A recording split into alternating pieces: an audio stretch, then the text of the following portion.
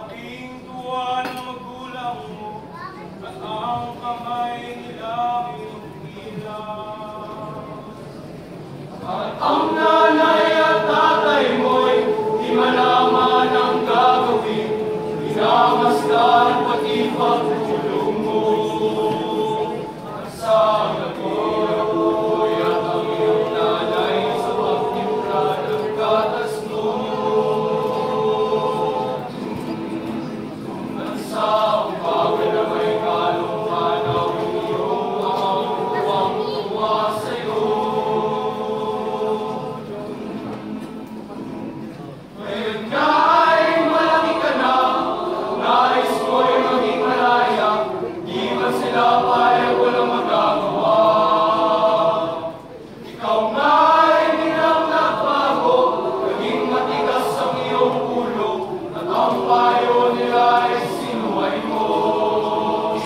Di mo man lang inisip na ang kanilang ginagawa'y para sa'yo.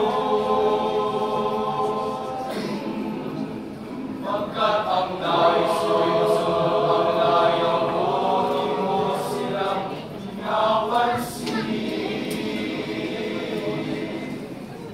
Nagdaan ang mga araw at ang landas mo'y naligaw. Ikaw ay nalulong sa masamang bisyo. At ang una mong nilapitan, ang iyong inang lumuluha. At ang tanong, anak, ba't ka nagkaganyan? At ang iyong mga matay biglang lumuha nang di mo napapansin.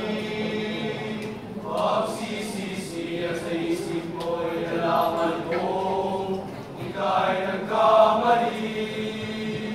Pagsisisi at sa isip mo'y nalaman mo, ika'y nagkamali.